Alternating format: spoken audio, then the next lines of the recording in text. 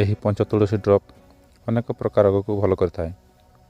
ସେଥିପାଇଁ ଏହି ଭିଡ଼ିଓକୁ ସ୍କିପ୍ ନ କରିକି ଆରମ୍ଭରୁ ଶେଷ ପର୍ଯ୍ୟନ୍ତ ଦେଖନ୍ତୁ। ଏହା ସମ୍ପୂର୍ଣ୍ଣ ଆୟୁର୍ବେଦିକ ପ୍ରଡ଼କ୍ଟ। ଏହା GMP certified, ISO certified, Ayush ମନ୍ତ୍ରଣାଳୟ ଦ୍ୱାରା ସ୍ୱୀକୃତିପ୍ରାପ୍ତ ଅଟେ। ଏହି ପଞ୍ଚତୁଳସୀ ଡ୍ରପ୍ ଥଣ୍ଡା, ସର୍ଦ୍ଦି, କାଶ, ପରିସ୍ରା ଜଳାପୋଡ଼ା, ପେଟରେ କୃମି ହେଲେ ଏହାକୁ ବ୍ୟବହାର କରିପାରିବେ। ଖାଲି ଏତିକି ନୁହେଁ, ଏହି ପଞ୍ଚତୁଳସୀ ଡ୍ରପ୍ ଆହୁରି 200 ପ୍ରକାର ବେମାରୀକୁ ମଧ୍ୟ ଠିକ୍ କରିଥାଏ।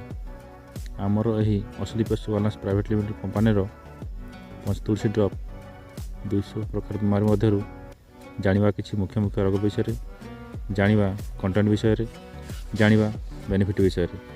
ଚାଲନ୍ତୁ ଭିଡ଼ିଓକୁ ଡେରି ନ କରି ଆରମ୍ଭ କରିବା।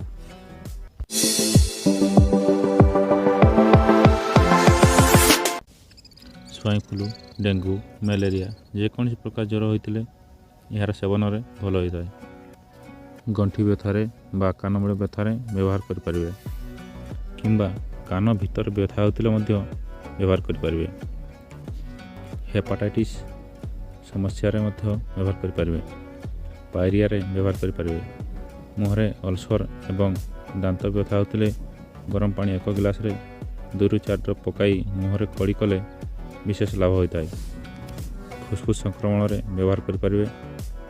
ମୂତ୍ର ସମ୍ବନ୍ଧୀୟ ଅଥବା ପରିସ୍ରା ଜଳାପୋଡ଼ା କରୁଥିଲେ 1 ଲିଟର ପାଣିରେ 2ରୁ 4 ବୁନ୍ଦା ପକାଇ ସେବନ କରିପାରିବେ। ସ୍ମରଣ ଶକ୍ତି ବଢ଼ାଇବା ପାଇଁ ଲୋକମାନେ ବିଭିନ୍ନ ପ୍ରକାର ଔଷଧ ଖାଇଥାନ୍ତି, କିନ୍ତୁ ଏହି ପଞ୍ଚତୁଳସୀ ଡ୍ରପ୍ ସ୍ମରଣ ଶକ୍ତିକୁ ମଧ୍ୟ ବଢ଼ାଇଥାଏ। ଏହି ପଞ୍ଚତୁଳସୀ ଡ୍ରପ୍ ଶରୀରର RBC ବା ରେଡ୍ ବ୍ଲଡ଼ ସେଲ୍ ଲାଲ ରକ୍ତ କଣିକାକୁ ଭାଙ୍ଗିବା ଓ ତିଆରି କରିବାରେ ବିଶେଷ ସହାୟକ ହୋଇଥାଏ। ଆମ ଶରୀରରେ RBCର ଜୀବନକାଳ ମାତ୍ର 120 ଦିନ। 120 ଦିନ ପରେ ଶରୀରରୁ ଝାଳ ଆକାରରେ ବାହାରି ଯାଇଥାଏ କିମ୍ବା ୟୁରିନ୍ ଆକାରରେ ବାହାରି ଯାଇଥାଏ। ଆଉ ପୁଣି ଥରେ ଅସ୍ଥି ମଜ୍ଜାରୁ RBC ତିଆରି ହୋଇଥାଏ। ଏହି ପଞ୍ଚତୁଳସୀ ଡ୍ରପ୍ ଆମର ହିମୋଗ୍ଲୋବିନ୍କୁ ବଢ଼ାଇଥାଏ। ଖାଦ୍ୟ ଖାଇବାର ସଙ୍ଗେ ସଙ୍ଗେ ପଞ୍ଚତୁଳସୀ ଡ୍ରପ୍ 1ରୁ 2 ବୁନ୍ଦା ସେବନ କଲେ ପେଟ ସମ୍ବନ୍ଧୀୟ ସମସ୍ତ ରୋଗ ଭଲ ହୋଇଥାଏ, ଯଥା ପେଟର ଆୱାଜ ଆସିବା, ଗ୍ୟାସ୍, ଏସିଡ଼ିଟି, ବଦହଜମି ଭଳି ସମସ୍ୟା ଭଲ ହୋଇଥାଏ। ଏହି ପଞ୍ଚତୁଳସୀ ଡ୍ରପ୍କୁ 1 ଲିଟର ପାଣିରେ 2ରୁ 5 ଡ୍ରପ୍ ପର୍ଯ୍ୟନ୍ତ ପକାଇ ରଖିଥିବା ପାଣିକୁ ଖାଦ୍ୟ ଖାଇବାର 30 ମିନିଟ୍ ପରେ ମଧ୍ୟ ଯେକୌଣସି ସମୟରେ ସେବନ କରିପାରିବେ। ବାନ୍ତି ହେଉଥିଲେ ସେବନ କରିପାରିବେ। ଏହା ବାନ୍ତିକୁ ବନ୍ଦ କରିଥାଏ।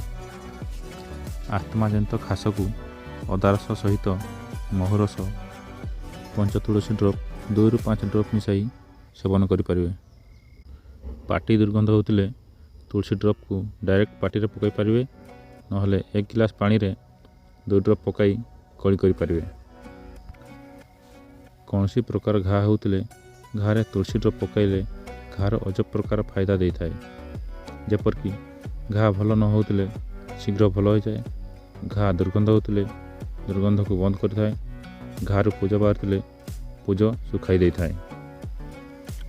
ଦାନ୍ତରେ ପୋକ ଲାଗିଲେ ଦାନ୍ତରେ ଡାଇରେକ୍ଟ 2 ଡ୍ରପ୍ ପକାଇଦେବେ, ଦାନ୍ତର ପୋକ ମରିଯିବ। ନାକ ଭିତରେ ଫଟକା ପରି ବାହାରିଥିଲେ ତୁଳସୀ ଡ୍ରପ୍କୁ ବ୍ୟବହାର କରିପାରିବେ। ଗଳା ବ୍ୟଥା, ଗଳା ଖସଖସ ଲାଗିବା, ଗଳା ବସିଯିବା ଭଳି ସମସ୍ୟାରେ ମଧ୍ୟ କାମ କରିଥାଏ। ମୁଣ୍ଡ ବ୍ୟଥା ହେଉଥିଲେ ମଥାରେ ଲଗାଇଦେବେ। ଯଦି ଭଲ ନହେଲା 2ଟି ନାକପୁଡ଼ାରେ 2 ଡ୍ରପ୍ ଲେଖାଏଁ ପକାଇଦେଲେ ମୁଣ୍ଡ ବ୍ୟଥା ତୁରନ୍ତ ଭଲ ହୋଇଥାଏ। କେଶ ଝଡ଼ିବା, କେଶ ପାଚିବା ଭଳି କେଶର ଅନେକ ସମସ୍ୟାରେ ହେୟାର ଅଏଲ୍ ସହିତ ଲଗାଇ ପାରିବେ। ମୁଣ୍ଡରେ ଉକୁଣି ହେଉଥିଲେ ତୁଳସୀକୁ ହେୟାର ଅଏଲ୍ ସାଙ୍ଗରେ ଅଥବା କୌଣସି ଅଏଲ୍ କିମ୍ବା ୱାଟର ସହିତ କେଶରେ ଲଗାଇଲେ ଉକୁଣି ବଂଶ ବଢ଼ିଯିବ। ନହେଲେ ଏହାର ବେଷ୍ଟ ତରିକା ହେଉଛି ଲେମ୍ବୁ ରସ ସହିତ ତୁଳସୀ ଅଏଲ୍ ମିକ୍ସ କରି ଲଗାଇଲେ ଉକୁଣି ମରିଯିବେ ଏବଂ ଉକୁଣିର ଅଣ୍ଡା ସବୁ ନଷ୍ଟ ହୋଇଯିବ। ମଶା କାମୁଡ଼ାରୁ ମୁକ୍ତି ପାଇବା ପାଇଁ ତୁଳସୀ ଅଏଲ୍କୁ ଦେହରେ ଲଗାଇ ପାରିବେ।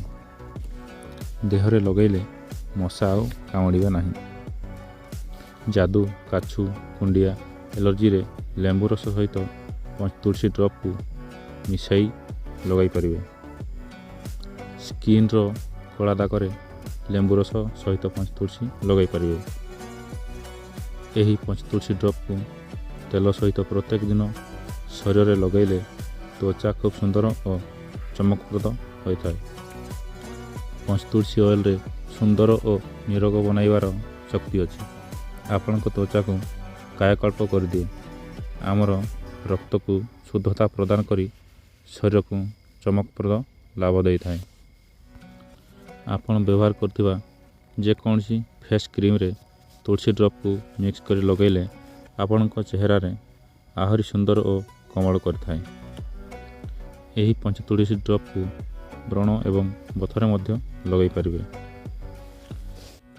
ଏଥିରେ ମିଶିଥିବା ଉପାଦାନ ଗୁଡ଼ିକ ହେଲା ରାମ ତୁଳସୀ, ଶ୍ୟାମ ତୁଳସୀ, ବନ ତୁଳସୀ, ଶ୍ଵେତ ତୁଳସୀ ଏବଂ ଶ୍ରୀ ତୁଳସୀ। ଏହିଭଳି ଆୟୁର୍ବେଦିକ ପ୍ରଡ଼କ୍ଟ ବିଷୟରେ ଅଧିକ ଜାଣିବା ପାଇଁ ମୋ ଚ୍ୟାନେଲକୁ ସବସ୍କ୍ରାଇବ୍ କରନ୍ତୁ ଆଉ ପାଖରେ ଥିବା ବେଲ୍ ଆଇକନ୍କୁ ଅଲ୍ ନୋଟିଫିକେସନ୍ ଉପରେ ଦବାଇ ରଖନ୍ତୁ, ଯାହାଫଳରେ ମୁଁ ଯେତେବେଳେ ଭିଡ଼ିଓ ଅପଲୋଡ଼ କରିବି ଆପଣମାନେ ସର୍ବପ୍ରଥମେ ଦେଖିପାରିବେ।